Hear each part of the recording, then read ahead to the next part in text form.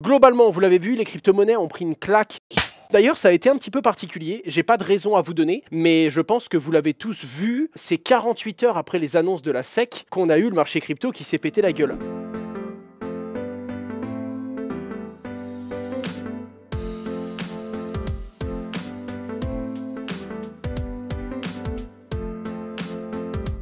Je serais curieux de savoir ce que vous en pensez, parce que c'est vrai qu'on a eu la SEC qui attaque entre guillemets Coinbase et Binance, mais c'est 48 heures après seulement que tout se pète la gueule. Généralement, le marché des cryptos, t'as une info sur Twitter, dans les 30 minutes qui suivent, ça se pète la tête, tu vois. Samedi matin, bah les gars, je pense pas, les gars, c'est une question d'argent. Enfin, je veux dire, si on a un dépeg chez Meria, on est réveillé dans la nuit. Maintenant, on commence à être rodé. Enfin, tu mets pas 2 jours à te rendre compte qu'il y a une info qui va faire baisser ton portefeuille. C'est Gary qui a TP son short. Alors ça aussi, les gars, faut qu'on en parle. Pour moi, c'est du bullshit. Gary Gensler n'a absolument pas shorté Bitcoin. Il risque tout, sa place, son expertise, le droit de réexercer, tous ses procès en cours. S'il a réellement fait ça, il est mort. Bref, quoi qu'il arrive, les amis, le marché a pris un gros coup dans la tête et les crypto-monnaies qui ont le plus dévissé sont principalement les crypto-monnaies qui ont été listées comme étant potentiellement des securities. On a le Sandbox qui a pris une grosse claque, qui s'est pris un 33% dans la tête. Chiliz qui a dévissé de 32%. J'ai chargé mon bag il y a pas longtemps, ça pique les gars. Là j'ai pris une claque. On a le Dash qui en plus est délisté de la plupart des plateformes parce que monnaie anonyme. Axie Infinity, il me semble qu'elle a été listée. Le Solana qui s'est pris, bon bref, on va pas tous les faire, mais la plupart des tokens qui ont pris une grosse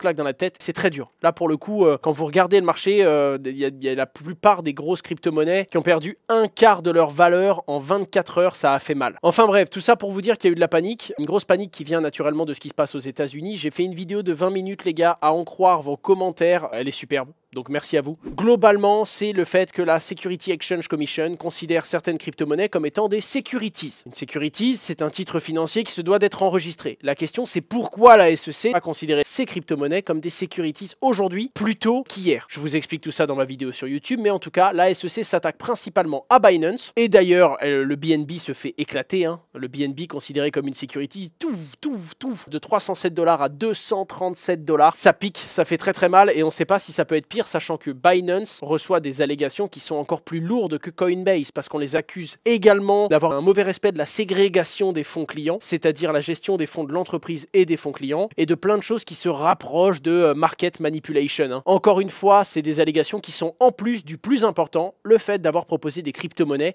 qui sont des securities. Bref, Binance fait également des allégations sur le big boss du régulateur puisqu'ils accusent Gary Gensler d'avoir proposé ses services à Binance en 2019. Si c'est vrai, on pourrait dire qu'il y a un conflit d'intérêts parce que c'est Gary Gensler qui est à la tête de la SEC et qui s'attaque à Binance. Binance qui aurait refusé la proposition d'accompagnement de Gary Gensler en 2019, donc il y a 4 ans, on pourrait y voir comme une vengeance personnelle. Autant vous dire que ce sera utilisé au tribunal pour que Gensler n'ait plus son mot à dire.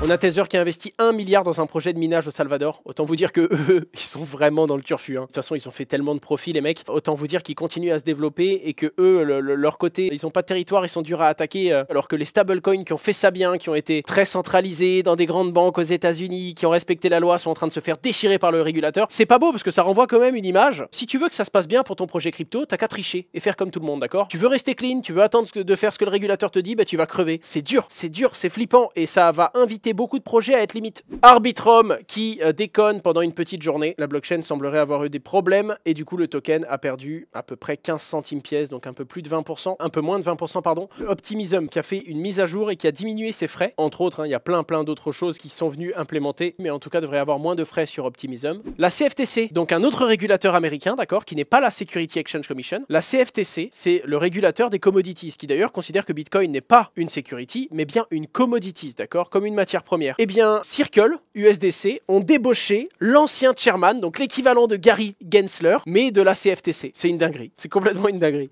TrueUSD qui a eu un petit problème, il y a eu un léger dépeg hier.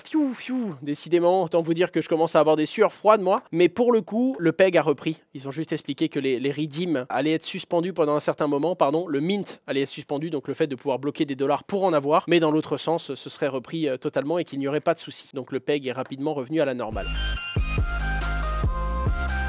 Humans, moi, c'est une société que j'aime beaucoup pour deux raisons. Bah, premièrement, j'ai investi dedans très tôt, donc je les ai connus. Et surtout, j'y ai cru bien avant ChatGPT. C'est-à-dire que ChatGPT était pas lancé, que le mec était déjà en train de m'appeler en me disant mec, on va faire un traducteur, tout le monde pourra parler, ça va être un truc de fou. Ne foncez pas tête baissée acheter le token. Hein. Vous savez que c'est pas du tout le but quand je fais ce genre de choses-là. Ah non, bah moi je regrette pas du tout dans le sens où ça s'est bien développé. Pour être franc, entre le prix d'achat que j'ai eu et le token, j'ai gagné de l'argent. Et pour être franc, j'ai même profité de la baisse pour remplir mon bag. Et je vais essayer de le garder à travers le temps un bon paquet, dans le sens où bah, ça s'est bien développé, puis il a repris un petit peu de valeur. Et je me dis, si eux leur job c'est de créer des infrastructures, si eux ils ont réussi à créer quelque chose qui ressemble du coup à la voix, c'est lui qui a créé cet outil-là. Ensuite, il veut pouvoir justement apporter de la vie, enfin il veut qu'il y ait des NFT comme ça, qui est leur propre voix. Hein, et votre NFT pourra parler avec votre voix. C'est un truc de fou. Et vous pourrez consulter qui l'utilise et comment. De la même façon, lui ce qu'il veut c'est créer l'infrastructure qui permet à n'importe quel projet de venir se plugger dessus. Donc les gens pourront venir et créer leur propre intelligence artificielle et se connecter à la blockchain pour être certain que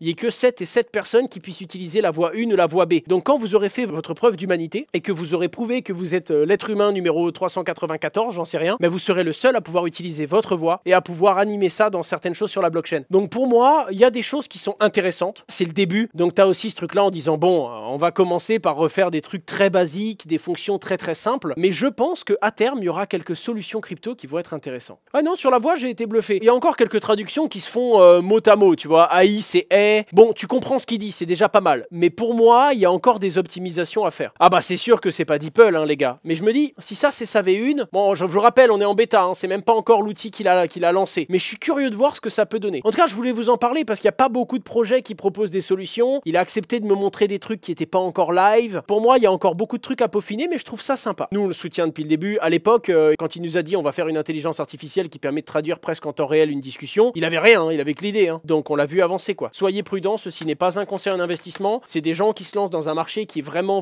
très gros, qui est en train d'arriver, qui est en train d'exploser. Il y a des gens qui vont totalement pas y croire. Il y a des projets comme ça qui vont mourir. Il y en a d'autres qui vont vraiment être leaders. On y croit, on n'y croit pas. Je comprends tout à fait. En attendant, je voulais vous en parler parce que c'est l'un des rares projets d'intelligence artificielle que je suivais avant qu'il y ait ChatGPT, quoi, tout simplement. Ah oui, d'ailleurs, cette semaine, les amis, je suis à Vivatech, les amis, et cette année à Vivatech, il y a un de mes potes que vous connaissez bien, évidemment. Elon Musk qui vient. J'ai demandé une interview avec lui. Est-ce que j'aurai une interview avec lui? Probablement pas. Mais j'ai quand même demandé. Bref, je suis à Vivatech, les amis. Ce sera principalement le samedi. J'ai une table ronde où on va parler de clickbait, d'infobésité, de tous les problèmes qu'il y a avec la communication sur Internet. Et qu'il y aura également une start-up en or. Pour être franc avec vous, je vais être totalement honnête. Hein, je sais pas encore totalement ce que c'est. C'est-à-dire que je sais pas comment va être le jeu. Je sais juste que ce sera diffusé, qu'il y a tous ces participants. Hein, et ça va être un jeu un petit peu jeu télévisé. Tu sais pas vraiment à quoi t'attendre, t'as des questions, d'ailleurs ça me met, les gars, quand j'ai lu le pitch du truc, j'étais super mal à l'aise. Plongé dans une compétition amusante et décalée opposant deux équipes dirigées par des capitaines emblématiques de la tech. Les joueurs devront relever les défis insolites mettant en avant des qualités essentielles dans le monde de la tech moderne. Réactivité, culture générale. Culture générale, communication seront mises à l'épreuve lors de cette expérience inoubliable. Ne manquez pas cette occasion. Les gars, je stresse de ouf. Je sais pas du tout pourquoi j'ai accepté ça. Et ce sera samedi de 15h30 à 16h30 sur le Stage 1. En plus, c'est le Stage 1 de Vivatech, les gars. Donc le Stage 1 de Vivatech, t'es pas bien, tu bégayes, tu comprends pas un truc, tu passes pour un abruti, il y a une référence de culture générale que tu dois avoir, tu l'as pas, tout de suite c'est la honte. Vraiment, grosse pression. Mec, t'es vraiment bon dans la communication. Écoute, je vais surtout essayer de bien m'en sortir, mais j'aurai besoin de votre soutien. C'est au fond de la salle. Asher, t'es le meilleur! Un truc comme ça, c'est juste pour que je me sente à l'aise. En vrai, j'ai un peu la pression, les gars. Là, je monte une semaine. Il y a également Proof of Talk, table ronde en anglais. Et c'est même pas... maintenant, j'ai même plus honte. Je parle en anglais, t'as toujours un mec dans le chat qui dit « Oh là là, on comprend pourquoi tu t'appelles Asher. Hein. » Ça, je commence à avoir l'habitude. C'est français, c'est normal. Par contre, quand t'as dans une table ronde et que t'as un gars qui dit « What's your opinion about it? » Et toi, t'es là, Brian is in the kitchen? Non, j'ai vraiment peur, les gars. Ça, c'est vraiment... Je déteste. Et puis, ça me fait stresser. J'ai la pression. Je vais essayer. En attendant, on va passer un bon moment. Et si je me rate, il y aura toujours 2-3 bonhommes pour venir me voir à la fin et me dire « Eh Owen, ouais, c'est pas grave. Nous, on est là tous les dimanches avec toi. » 91 000 personnes attendues pour cette conférence. Hein.